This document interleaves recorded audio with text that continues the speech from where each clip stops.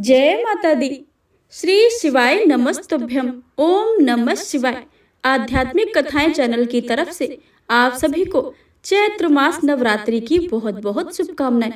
आज चैत्र मास नवरात्रि का तीसरा दिन है और आप सभी सुनेंगे श्री दुर्गा सप्तशती पाठ अध्याय 3 और 4 की कथा। माँ भगवती की कृपा आप सभी पर और आप सभी के परिवारजनों पर सदा सर्वदा ही बनी रहे। इसी मंगल कामना के साथ ये प्रेम भाव भक्ति से रसपान करते हैं श्री दुर्गा सप्तशती पाठ का। तो एक बार प्रेम से बोली माँ भगवती दुर्गा की जय, अम्बे माता की जय। सेनापतियों सहित महिषासुर का वध। महर्षि मेधा ने कहा, महिषासुर की सेना नष्ट होती देखकर उस सेना का सेनापति चिछुर क्रोध में भरकर देवी के साथ युद्ध करने के लिए आगे बढ़ा। वह देवी पर इस प्रकार बाणों की वर्षा करने लगा मानो सुमेर पर्वत पानी की धारा बरसा रहा हो। इस प्रकार देवी ने अपने बाणों से उसके बाणों को काट डाला तथा उसके घोड़े व सारथी को मार दिया। साथ ही उसके धनुष और उसकी अत्यंत ऊंची ध्वजा को काट कर नीचे गिरा दिया। उसका धनुष कट जाने के पश्चात उसके शरीर के अंगों को भी अपने बाणों से भीत दिया। धनुष, घोड़े और सारथी के नष्ट हो जाने पर वह असुर ढाल और तलवार के लेकर और देवी की तरफ आया। उसने अपनी तीक्ष्ण धार वाली तलवार से देवी के सिंह के मस्तक पर प्रहार किया और बड़े वेग से देवी की बाईं भुजा पर वार किया। किंतु देवी की बाईं भुजा को छूते ही उस दैत्य की तलवार टूटकर 2 टुकड़े हो गई। इससे दैत्य ने क्रोध में भरकर शूल हाथ में लेकर उस भद्रकाली देवी की ओर फेंका। देवी की ओर आता हुआ वह शूल आकाश से गिरते हुए सूर्य के समान प्रज्वलित हो उठा। उस शूल को अपनी ओर आते हुए देखकर देवी ने भी शूल छोड़ दिया और महाअसुर के शूल के 2 टुकड़े कर दिए और साथ ही महाअसुर के प्राण भी हर लिए। चिछुर के मर जाने पर देवताओं को दुख देने वाले चामर नामक दैत्य हाथी पर सवार होकर देवी से लड़ने के लिए आया और उसने आने के साथ ही शक्ति से प्रहार किया। किंतु देवी ने अपनी हुंकार से ही उसे तोड़कर पृथ्वी पर डाल दिया। शक्ति को टूटा हुआ देखकर दैत्य ने क्रोध से लाल होकर शूल को चलाया, किंतु देवी ने उसे भी काट दिया। इतने में देवी का सिंह उछलकर हाथी के मस्तक पर सवार हो गया और दैत्य के साथ बहुत ही तीव्र युद्ध करने लगा। फिर वह दोनों लड़ते हुए हाथी पर से पृथ्वी पर आ गिरे और दोनों बड़े क्रोध से लड़ने लगे। फिर सिंह बड़े जोर से आकाश की ओर उछला और जब पृथ्वी की ओर आया तो उसने पंजे में चामर का सिर धड़ से अलग कर दिया। क्रोध से भरी हुई देवी ने शिला और वृक्ष आदि की चोटों से उदग्र को भी मार दिया। कराल को दांतों, मुक्कों और थप्पड़ों से चूड़ कर डाला। क्रोध हुई देवी ने गदा के प्रहार से उद्यत दैत्य को मार गिराया। भिंदीपाल के वास्कल को बाणों से, ताम्र तथा अंधक को मौत के घाट उतार दिया। तीनों नेत्रों वाली परमेश्वरी ने त्रिशूल से उग्राशय, उग्रवीर और महाहनु नामक राक्षसों को मार गिराया। उसने अपनी तलवार से बिडाल नामक दैत्य का सिर काट डाला तथा अपने बाणों से दुधर और दुर्मुख राक्षसों को यमलोक को पहुंचा दिया। इस प्रकार जब महिषासुर ने देखा कि देवी ने मेरी सेना को नष्ट भ्रष्ट कर दिया है, तो वह भैंसे का रूप धारण कर देवी के गढ़ों को दुख देने लगा। उन गढ़ों में कितनों को उसने मुख से प्रहार में, कितनों को खुरों से, कितनों को पूंछ से और कितनों को सींगों से, बहुतों को लड़ने के वेग से, अनेकों को सिंहनाद से, कितनों को चक्कर देकर और कितनों को श्वास वायु के झोंके से पृथ्वी पर गिरा दिया। वह दैत्य इस प्रकार गढ़ों की सेना को गिरा देवी के सिंह को मारने के लिए दौड़ा। इस पर देवी को बड़ा गुस्सा आया। उधर दैत्य भी क्रोध में भरकर धरती को खुरेदने लगा तथा सींगों से पर्वत को उखाड़ उखाड़ कर धरती पर फेंकने लगा और मुख से शब्द करने लगा। महिषासुर के वेग से चक्कर देने के कारण पृथ्वी क्षुब्ध होकर फटने लगी। उसकी पूंछ से टंकार कर समुद्र चारों ओर फैलने लगे। हिलते हुए सींगों के आघात से मेघ खड़ खड़ करके हो गए। श्वास के आकाश से उठते हुए पर्वत फटने लगे। इस तरह क्रोध से भरे हुए राक्षस को देखकर चंडिका को और भी क्रोध आ गया और उसे मारने के लिए क्रोध में भर गई। देवी ने पाश फेंककर दैत्य को बांध लिया और उसने बन जाने पर दैत्य का रूप त्याग कर और सिंह का रूप बना लिया। जो ही देवी उसका सिर काटने के लिए तैयार हुई कि उसने पुरुष का रूप बना लिया, जो कि हाथ में तलवार लिए हुए था। देवी ने तुरंत ही अपने बाणों के साथ उस पुरुष को उसकी तलवार सहित बींध डाला।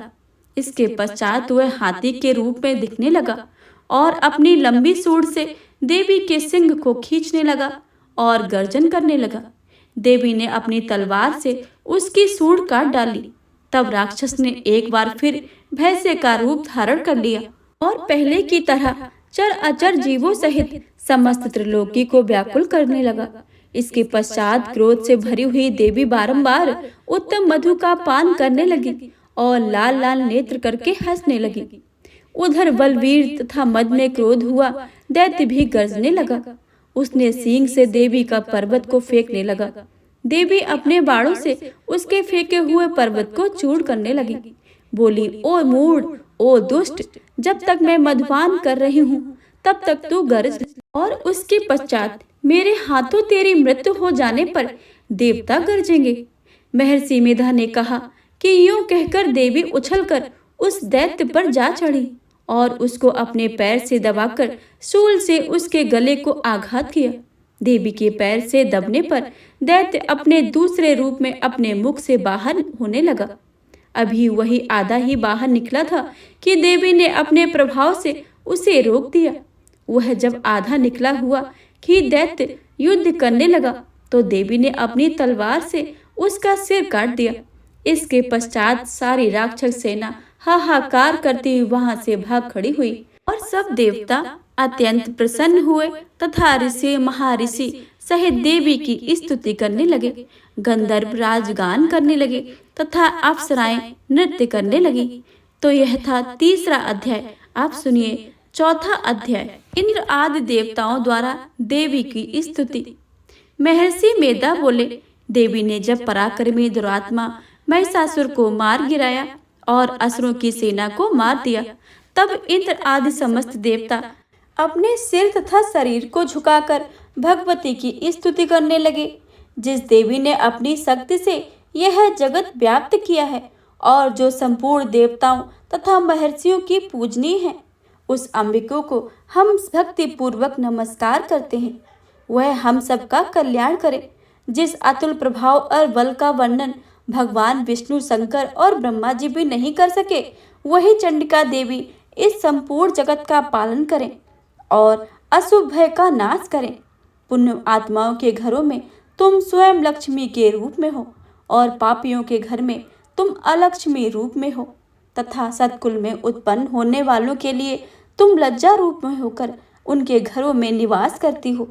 हम दुर्गा भगवती को नमस्कार करते हैं। हे देवी, इस विश्व का पालन करो। हे देवी, हम तुम्हारे अचिंत्य रूप को किस प्रकार वर्णन करें।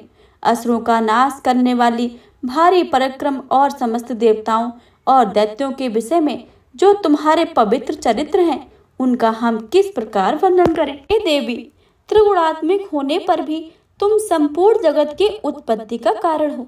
हे देवी, भगवान विष्णु, शंकर आदि किसी भी देवता ने तुम्हारा पार नहीं पाया है। तुम सबकी आश्रय हो। यह संपूर्ण जगत तुम्हारा ही अंश रूप है, क्योंकि तुम सबकी आदिभूत प्रकृति हो। हे देवी, तुम्हारे जिस नाम के उच्चारण से संपूर्ण यज्ञों में सब देवता तृप्ति लाभ करते हैं, वह स्वाहा तुम ही हो।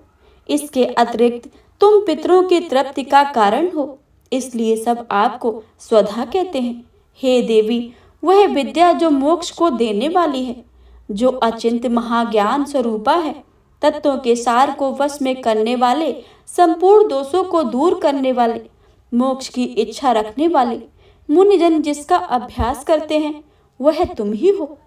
तुम बाड़ी रूप हो और दोष रहित ऋग तथा यजुर्वेदों की एवं उद्गीत और सुंदर पदों के पाठ वाले साम वेद का आश्रय रूप हो। तुम भगवती हो। इस विश्व की उत्पत्ति एवं पालन के लिए तुम वार्ता के रूप में प्रकट हुई हो और तुम संपूर्ण संसार की पीड़ा हरने वाली हो। हे देवी, जिसके सारे शास्त्रों को जाना जाता है वह मेधा शक्ति तुम ही हो, और दुर्गम भव सागर से पार करने वाली नौका भी तुम ही हो। लक्ष्मी रूप से विष्णु भगवान के हृदय में निवास करने वाली और भगवान महादेव द्वारा सम्मानित गौरी देवी तुम हो। मंद मुस्कान वाली निर्मल पूर्ण चंद्र बिंब के समान और उत्तम स्वर्ण की मनोहर कांति से कमनीय तुम्हारे मुख को देखकर भी महिषासुर क्रोध में भर गया। वह बड़े आश्चर्य की बात है। और हे देवी, तुम्हारा यही मुख जब क्रोध से भर गया तो उदय काल के चंद्रमा की भांति लाल हो गया और तनी हुई भौहों के कारण विकराल रूप हो गया। उसे देखकर भी महिषासुर के शीघ्र प्राण नहीं निकल गए। यह बड़ी ही आश्चर्य की बात है। आपके कुपित मुखों के दर्शन करके भला कौन जीवित रह सकता है। हे देवी, तुम हमारे कल्याण के लिए प्रसन्न हो। आपके प्रसन्न होने से इस जगत का उद्भव होता है, और आप क्रोध हो जाती हैं तो कितने ही कुलों का सर्वनाश हो जाता है।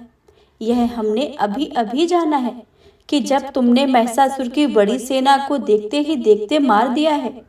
हे देवी, सदा उद्भय देने वाली तुम जिस पर प्रसन्न हो जाती हो वही देश में सम्मानित होते हैं कि धन यश की वृद्धि होती है। उनका धर्म कभी भी शिथिल नहीं होता और उनके यहाँ अधिक पुत्र पुत्रियों और नौकर होते हैं।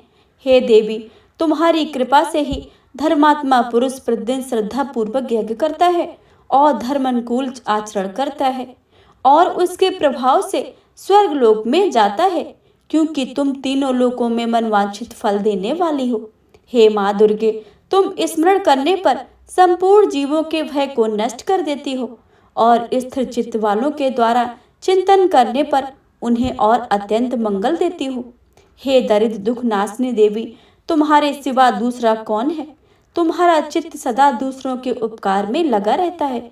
हे देवी, तुम शत्रुओं को इसलिए मारती हो क्योंकि उनके मारने से दूसरों को सुख मिलता है, और चाहे नरक में जाने के लिए चिरकाल तक पाप करते रहो, किंतु तुम्हारे साथ युद्ध करके सीधे स्वर्ग को जाता है, इसलिए तुम उनका वध करती हो।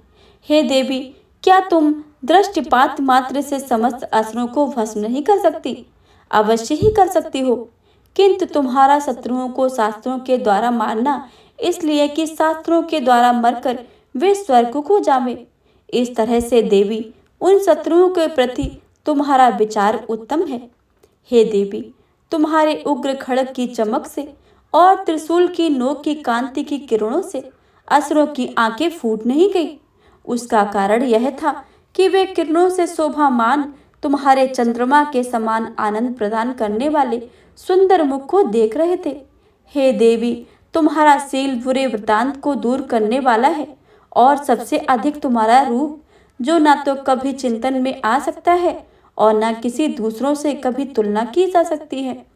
तुम्हारा बल व पराक्रम शत्रुओं को नाश करने वाला है। इस तरह तुमने शत्रुओं पर भी दया की प्रकट की है। हे देवी, तुम्हारे बल की किसके साथ बराबरी की जा सकती है, तथा शत्रुओं को भय देने वाला इतना सुंदर रूप और किसका है। हृदय में कृपा और युद्ध में निष्ठुरता, यह दोनों बातें वाली देवी तीनों लोकों में केवल तुम ही हो। हे माता, युद्ध भूमि में शत्रुओं को मारकर तुमने उन्हें स्वर्ग लोक में पहुंचाया है। इस तरह तीनों लोकों की रक्षा की है, तथा उन उन्मत्त असुरों में से जो भय था उनको भी तुमने दूर किया है। तुमको हमारा नमस्कार है। हे देवी, तुम शूल तथा खड़ग से हमारी रक्षा करती हो, तथा घंटे की ध्वनि और धनुष की टंकार से भी हमारी रक्षा करो। हे चंडिके, आप अपने शूल को घुमाकर पूर्व, पश्चिम, उत्तर तथा दक्षिण दिशा से हमारी रक्षा करो। तीनों लोकों में जो तुम्हारे सौम्य रूप है और घोर रूप है, उनसे हमारी रक्षा करो, तथा इस पृथ्वी की रक्षा करो। हे अंबिके, आपके कर पल्लवों में जो खड़ग, शूल और गदा आदि शास्त्र शोभा पा रहे हैं, उनसे हमारी रक्षा करो। महर्षि बोले कि इस प्रकार सब देवताओं ने जगत माता भगवती की स्तुति की और नंदन वन में पुष्पों तथा गंध अनुलेपों द्वारा उनका पूजन किया, और फिर सबने मिलकर जब सुगंधित व दिव्य धूपों द्वारा उनको सुगंधित निवेदन की, तब देवी ने प्रसन्न होकर कहा कि हे देवताओं, तुम सब मुझसे मनवांछित वर मांगो। देवता बोले, हे भगवती, तुमने हमारा सब कुछ कार्य कर दिया है, अब हमारे लिए कुछ भी मांगना बाकी नहीं रह गया, क्योंकि तुमने हमारे शत्रु महिषासुर को मार डाला। हे महेश्वरी, तुम इस पर भी दया कोई वरदान देना चाहती हो तो बस इतना वरदान दो कि जब जब हम आपको स्मरण करें तब तब आप हमारी विपत्तियों को हरने के लिए हमें दर्शन दिया करो। हे अम्बिके, जो कोई भी तुम्हारी स्तुति करे, तुम उनको वित्त, समृद्धि और वैभव देने के साथ ही उनके धन और स्त्री आदि संपत्ति बढ़ाएं और सदा प्रेम से उन पर प्रसन्न हो। महर्षि बोले, हे राजन, देवताओं ने जब जगत के लिए तथा अपने लिए इस प्रकार प्रश्न किया तो बस तथास्तु कहकर देवी अंतर ध्यान हो गई। हे भूप, जिस प्रकार तीनों लोकों का हित चाहने वाली यह भगवती देवताओं के शरीर से उत्पन्न हुई थी, वह सारा वृतांत मैंने तुमसे कह दिया है।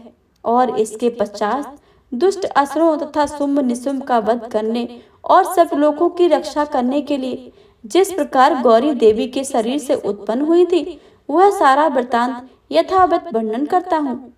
तो यह था आज का अध्याय। इससे आगे की कथा आप आने वाले अध्याय में अवश्य ही सुनिएगा। अगर आपको वीडियो अच्छी लगे तो वीडियो को लाइक करें, शेयर करें, कमेंट बॉक्स में जय माता दी लिखना बिल्कुल भी मत भूलिएगा।